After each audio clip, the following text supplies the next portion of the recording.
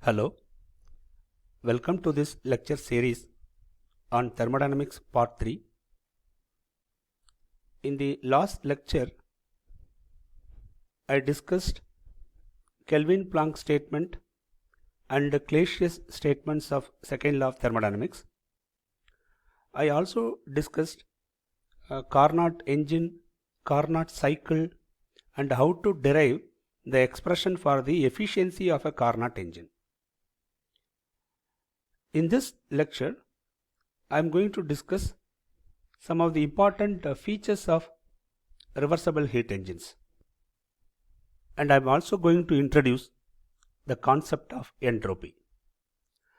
Okay, let's get started.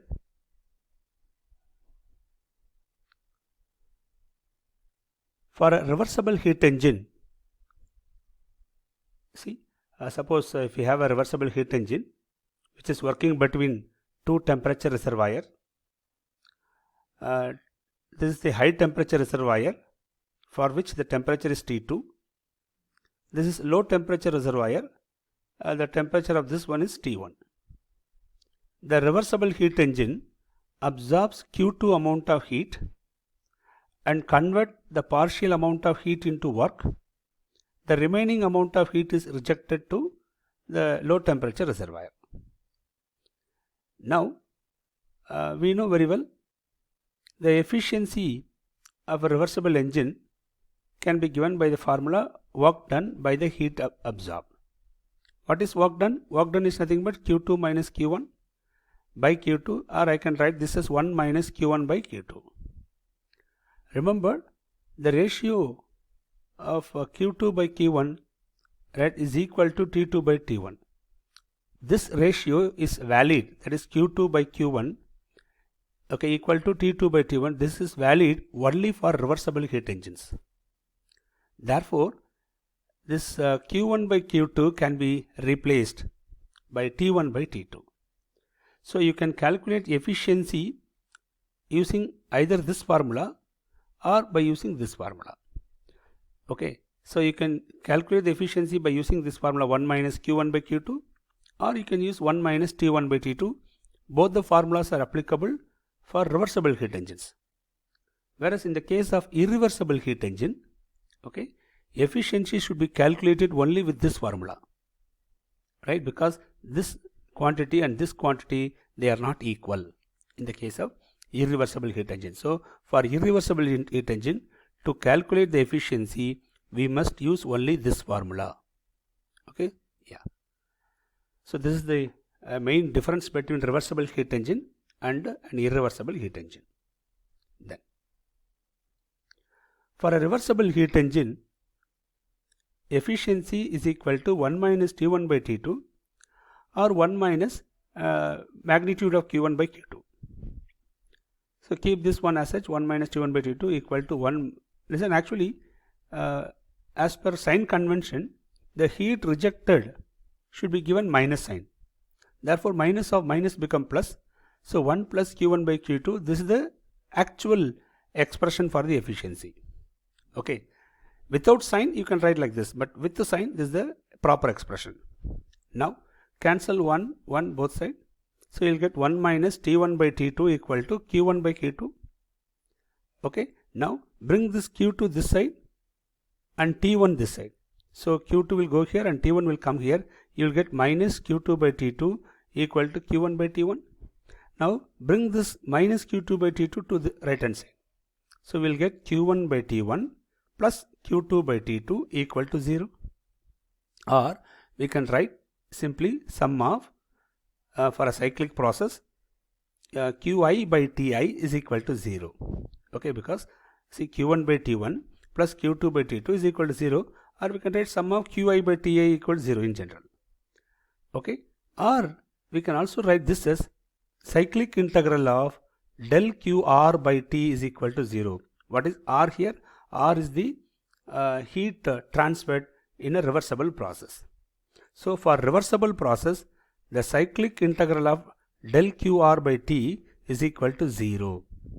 Okay, so this is an important conclusion that we derive from the efficiency formula. Listen, 1 minus here for reversible heat engine 1 minus T1 by T2 should be equal to 1 plus Q1 by Q2. These two are equal for reversible heat engine. Okay, next. Yeah, now we are going to see an important theorem called Carnot's theorem.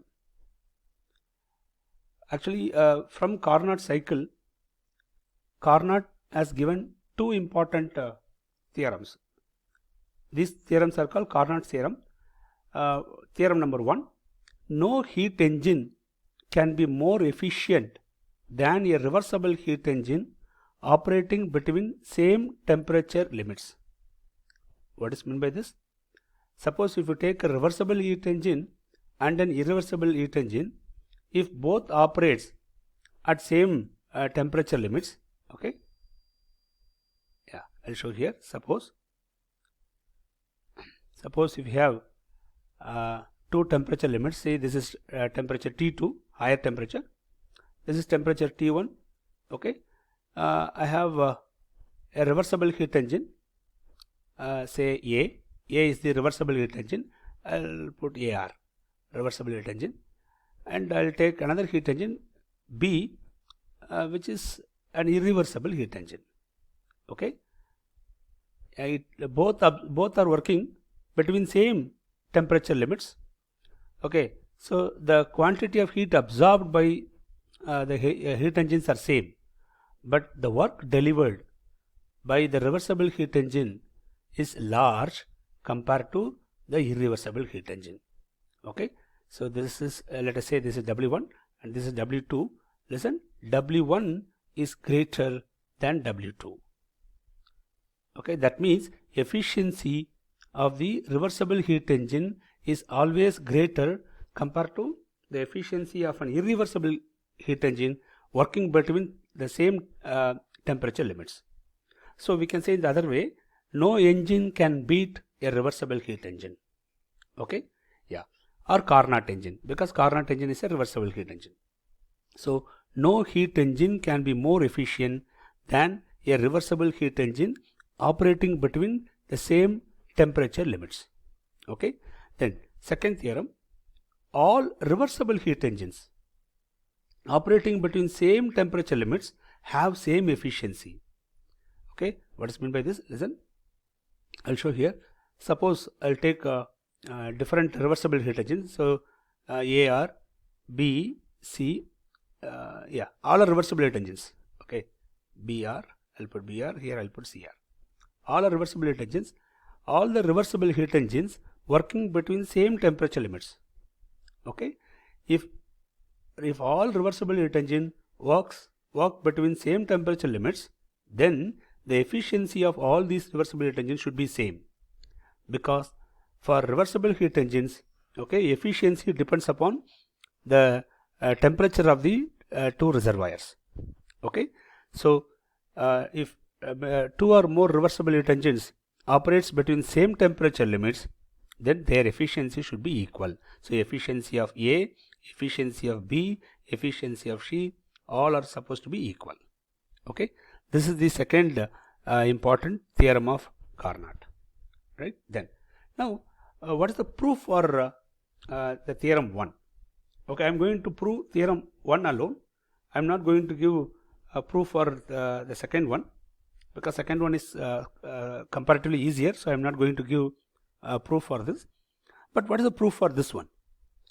Because we are saying that efficiency of reversible heat engine is greater than the efficiency of irreversible heat engine. Right? What is the proof? Okay, the proof is here. Suppose consider two engines. One is a reversible heat engine, the other one is an irreversible heat engine. Okay, if you don't put R, it becomes irreversible. Okay, now both are operating between two same temperature limits. Okay, source temperature is T2, sink temperature is T1, and this reversible heat engine absorbs an amount of heat Q2R, and the irreversible heat engine absorbs an heat of Q2, and this rejects an heat Q1R, this rejects an heat Q1. This delivers a work WR and this one delivers a work W. we have to prove efficiency of the reversible heat engine is greater than efficiency of the irreversible heat engine. Okay, the efficiency of reversible heat engine is given by the formula WR, work delivered by the reversible heat engine, divided by the heat absorbed, E2R. And efficiency of the irreversible heat engine, work delivered by reversible heat engine is irreversible heat engine is W, and heat absorbed is Q2. Remember, since both the engines, okay, absorbing heat from the same source, so Q2R and Q2 are actually equal. They are actually equal. Okay. Now, listen. Suppose if I assume efficiency of irreversible heat engine is greater than efficiency of reversible heat engine. Suppose. Now, if I assume like this, then efficiency of irreversible heat engine is W by Q2, and efficiency of reversible heat engine is WR by Q2R. Okay, since Q2 and Q2R are equal, you can cancel these two. So W is greater than WR. Okay, or bring this WR to the left hand side. So we can write W minus WR should be greater than 0. I'll take this as equation number 1. Now what I'm going to do, reverse the direction of the reversible heat engine. When you reverse the direction of the reversible heat engine, it operates like a heat pump, reversible heat pump. So it becomes a reversible heat pump. Okay, so the reversible heat engine now operates like reversible heat pump. Listen, how a heat pump will perform? Heat pump will absorb heat from the sink, okay, and if you perform work, it will supply the heat to the source. Okay, since it is a reversible heat pump, it will take the heat Q1R, okay, and if you carry out the work WR, it will perform it will supply Q2R amount of heat to the source. Okay, that is when the reversible heat engine, right, delivers work, whatever things happens, right, in the when it works as a reversible heat engine, the exactly opposite things happens when the same engine performs like a pump, heat pump. Are you clear? Therefore, if you supply same amount of work and same if it absorbs Q1R amount of heat from the sink, then it will deliver Q2R amount of heat to the source. Are you clear? Now this work can be, now what I'm going to do, I'm going to connect these two engines, the pump and the heat engine. So the work delivered by the irreversible heat engine, okay, is supplied to the heat pump. But actually W minus WR is greater than 0. So this work is greater and the work needed for this is less. Therefore W minus WR is in some amount of work can be used for other purpose. Okay, so listen, the W is actually very large. From this W, a partial amount is WR that is used up for this pump, and the remaining work is used for some other purpose. Okay, so from this you can get work, you can get additional work, right? Now what I'm going to do, this engine absorbs Q2 amount of heat. The pump delivers Q2 amount of heat, same, because you know very well Q2 and Q2 are same. Therefore we don't require this reservoir at all. So you just connect these two directly. If you connect these two directly, because the heat delivered by this pump, okay, is exactly same for the heat absorbed by this engine. Okay, so you don't require another reservoir. So now a single reservoir is sufficient. Now this pump and engine, okay, by combining these two, this combination will serve as a machine, and that machine delivers work continuously, because this gives a work of W and this requires a work of WR. W minus WR is positive. That means it continuously produces work. Okay, W minus WR work, right, by operating with a single reservoir. This is actually the violation of second law, which we if any engine works like this, it is called perpetual motion machine of second kind. This is not at all possible. Okay, so efficiency of irreversible heat engine cannot be greater than efficiency of reversible heat engine. So therefore the correct answer is supposed to be So the correct answer supposed to be efficiency of the reversible heat engine should be greater than the efficiency of an irreversible heat engine. Okay. Remember, if you combine these two, it forms a single machine. Okay, no single machine continuously produce heat by absorbing heat, continuously produce work by absorbing heat from a single source. Okay, no engine performs or produce work continuously by connecting with a single temperature reservoir. This is actually the perpetual motion machine of second kind. This type of machine does not exist. Okay, it's a violation of second law. Yeah.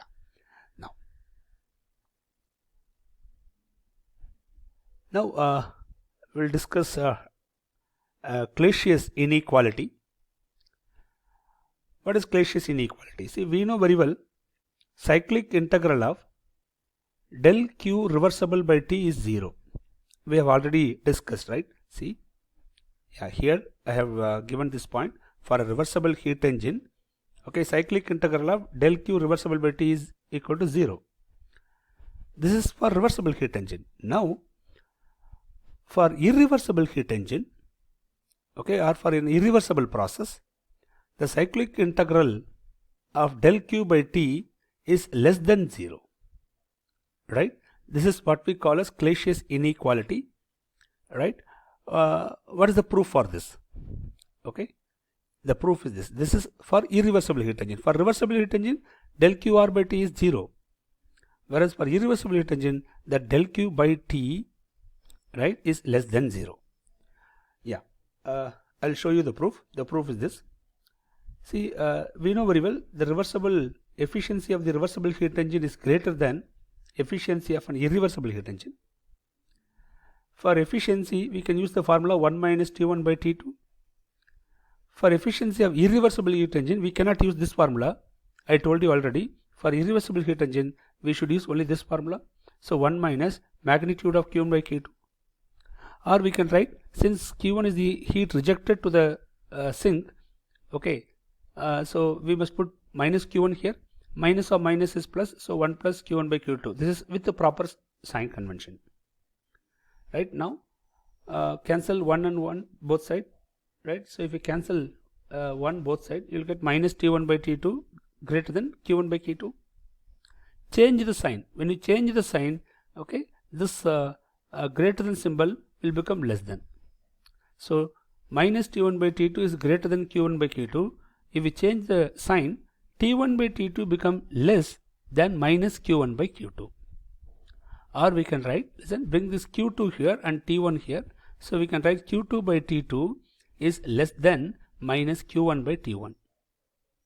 Okay, bring this minus Q1 by T1 to left hand side. So you can write Q2 by T2 plus Q1 by T1 is less than 0. Or we can write summation of Qi by Ti is less than 0. Okay, or we can write cyclic integral of del Q by T should be less than 0 for an irreversible process. Okay, this is called Clausius inequality. Very, very, very important.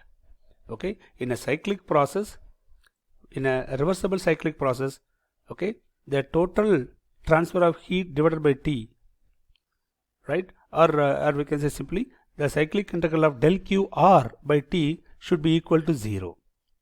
Whereas for an irreversible process, cyclic integral of del Q by T is less than 0. Okay, this is called Clausius inequality. Right, then. Now, we are going to see how the term entropy arises in thermodynamics. Okay, birth of entropy. Consider a reversible cyclic process. Okay, the process starts from some state 1 and reaches some state 2, then it comes back to the original state 1, and the entire process is a reversible cyclic process.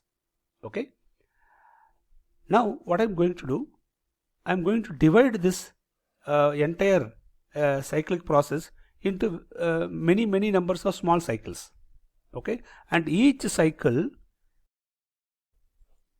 and each of these small cycles are considered as a Carnot cycle. Okay, so in the first cycle, okay, let us assume del Q2 amount of heat is absorbed and del Q1 amount of heat is rejected. Okay, so here the temperature is T2 and here let the temperature be T1. Similarly, in the second cycle, let us assume del Q2 prime amount of heat is absorbed, del Q1 prime amount of heat is rejected, and the temperature of this cycle here is T2 prime. Let this be T1 prime. Similarly, del Q2 double prime amount of heat is absorbed in the third cycle and del Q1 double prime amount of heat is released, okay, to the sink. Like that, different amount of heat, okay, is absorbed in each of the cycle, right, and different amount of heat is rejected to the sink. Okay, so I have divided the single large cycle, reversible cycle, into many small cycles, many small Carnot cycles. Okay, now we know very well for Carnot cycle, Q2 by T2, Q1 by T1, right?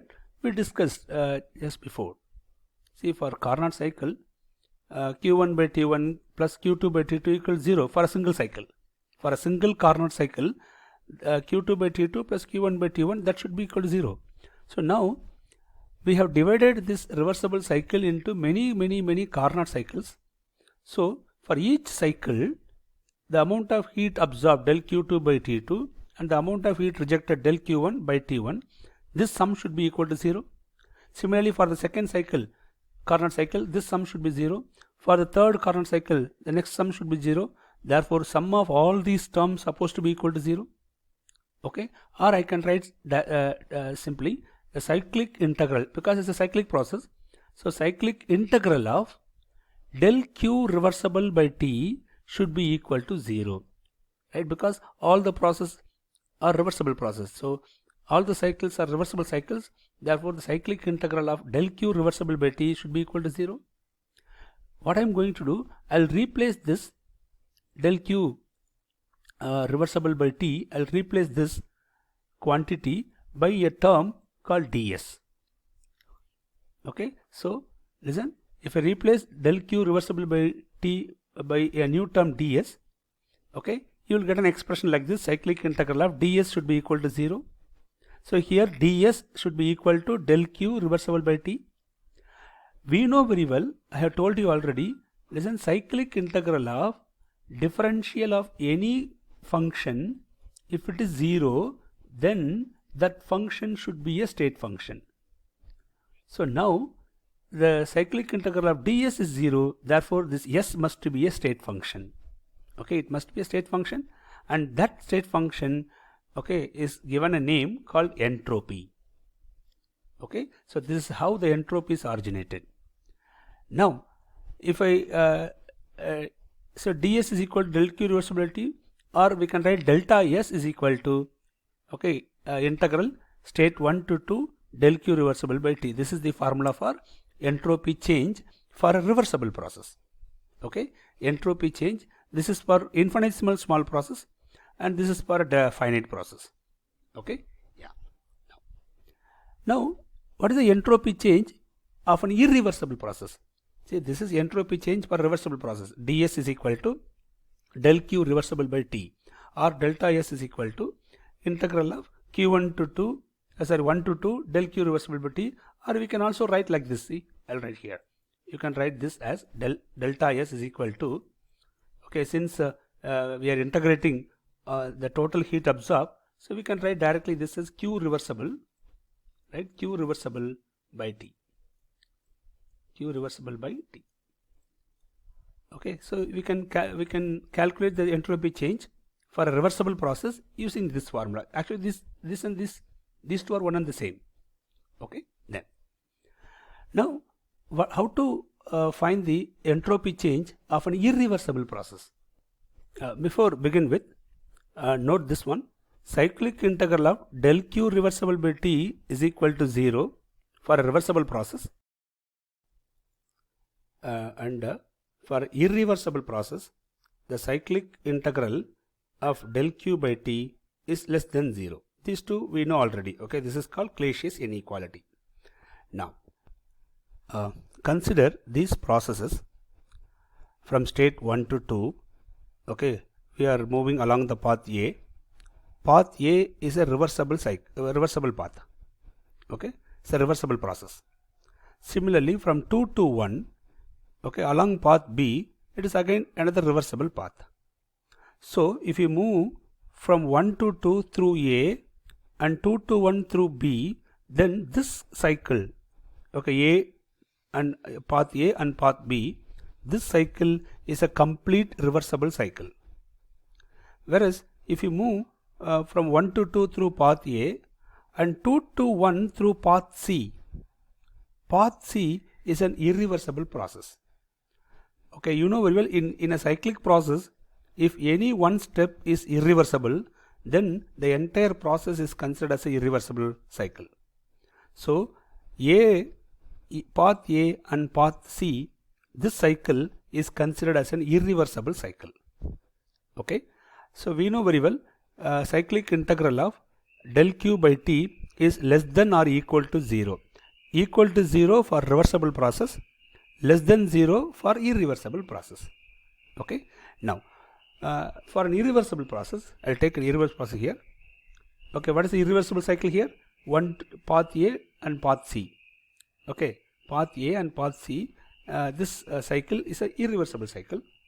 So for path A, right, integral 1 to 2 del q reversible by t, because path A is a reversible process, del q reversible by t plus, then along path C if you move and if you complete the cycle, right, what is the value of this integral? Okay, the integral 2 to 1, integral 2 to 1 along path C is given as del q irreversible by t. Okay, and we know very well this value should be less than 0 because this form a cycle. Okay, the cyclic integral of del q by t for an irreversible process is less than 0. I'll take this as equation number 1. Okay, see 1 to 2 and 2 to 1 completes a cycle. 1 to 2 is path A, which is reversible, and 2 to 1 is path C. It is an irreversible process. So this cycle is an irreversible cycle.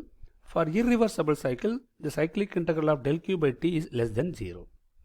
You take this as equation number 1. Then for a reversible cycle, what is reversible cycle? Path A and path B. So for path A, the integral 1 to 2 del q reversible by t plus for path B, integral 2 to 1 del q reversible by t. For reversible cycle, okay, the cyclic integral should be equal to 0. The cyclic integral of del q reversible by t should be equal to 0. Okay, now what I am going to do, keep this one as such, bring this term to the right hand side. So the 1 to 2 along path A, del q reversible t should be equal to minus 2 to 1 del q reversible t for path B. These two are equal. Now what I am going to do, I'll take this as equation number 2. Now I am going to introduce equation 2 in 1. So what I am going to do, see in equation 1, in the place of this, I am going to substitute this value. So if I substitute this value, I will get minus integral 2 to 1 del q reversible by t for path B plus integral 2 to 1 del q irreversible by t for path C should be less than 0. Okay, bring this term to the right hand side. So integral 2 to 1 del q irreversible by t should be less than integral 2 to 1 del q reversible by t. We know very well for these two paths B and C, the initial state and final states are same. Now listen, since it is a reversible process, okay, del q reversible by t, right, this quantity should be equal to ds, right, this quantity del q reversible by t, right, since it is a reversible process, that quantity should be equal to ds.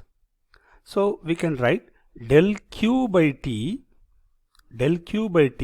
should be less than ds. Okay, or integral del q by t, this is for irreversible process from state 2 to 1 or 1 to 2, whatever it is. In general, integral del q by t should be less than delta s. So for irreversible process, entropy change So for an irreversible process, the entropy change should be greater than integral del Q by T. Okay, or we can write for an infinitesimally small process. Okay, for infinitesimally small change, we can write ds should be greater than del Q by T. Okay, yeah. So since delta S is greater than integral del Q by T, okay, we can write this one as, listen, see, delta S is greater than this quantity. That means to this quantity, if we add something, you will get delta S. Correct. So delta S can be written as delta S is equal to this quantity plus to this I am going to add some quantity, say delta Si. What is this delta Si? This delta Si is called internal irreversibility, and the value of internal irreversibility is always greater than 0. Okay, it is for irreversible process. For irreversible process, the quantity delta Si is always greater than 0. Okay, so this quantity is called internal irreversibility, and this quantity is called external irreversibility because this del Q represent heat transfer between system and surrounding. Okay, since surrounding is involved here, therefore this quantity is called external irreversibility, right? Okay, then now I'll give you the collective pictures of things we discussed, and I'm going to give some more information. So for a reversible process, for a reversible heat transfer process, listen, for reversible heat transfer process, the internal irreversibility is 0. Therefore, delta S should be equal to integral del Q reversible by T. This we discussed already. Delta S is equal to integral del Q reversible by T for a reversible process. Okay. For infinitesimal small process, ds can be written as ds equal to del Q reversible by T. So this formula can be used for infinitesimally small process, and this formula is used for finite process. Okay. Then second one, for irreversible transfer of heat, for irreversible heat transfer process, right, delta S is greater than integral del Q by T, and just now we discussed that delta S should be equal to this quantity plus the internal irreversibility term. Okay. Then for reversible adiabatic process, what is adiabatic? Adiabatic means no transfer of heat. So when there is no transfer of heat, okay, delta Q becomes 0, del Q becomes 0. If del Q reversible is 0, delta S becomes 0 and ds also 0. So for a reversible adiabatic process, ds or delta S is 0. Since ds is 0, it means entropy remains constant throughout the process. Okay, if ds is 0, it means entropy remains constant throughout the process. So we call reversible adiabatic process as isentropic process. Entropy remains constant. Okay, keep this in mind. Reversible adiabatic process is also called as isentropic process. Then for irreversible adiabatic process, right, we know very well delta S equal to integral del Q by T plus delta Si. Okay, since it is adiabatic, delta Q is 0. Del Q is 0 means this term becomes 0. Okay, so this term becomes 0, but delta S is equal to delta Si. Since delta Si, right, is greater than 0 for an irreversible process, so delta S is not at all 0, it is always greater than 0. So for an irreversible adiabatic process, okay, delta S is greater than 0, right? But under some conditions, listen, suppose assume that your system reject heat to the surrounding. If it reject heat to the surrounding, then delta Q is minus, so this quantity become minus. Under certain condition, listen, the magnitude of this minus quantity and the magnitude of this plus quantity, right, may be equal. If the magnitudes become equal, then delta S becomes 0. Not ds. Listen, not ds. Right? ds is not 0, but delta S may become 0. If delta S is 0, right, we should not come to the conclusion that this is an isentropic process. No. Delta S is 0, but it doesn't mean that the process is isentropic process. Isentropic process means entropy should remain constant throughout the process. Okay, here delta S is 0. It is because of the magnitude of this negative quantity and the magnitude of this positive quantity are equal. Okay, yeah. So keep all these things in your mind. I stop here. In the next class, I will introduce what is the change in entropy for a natural process or for a spontaneous process. Okay, yeah. I stop here. Thank you.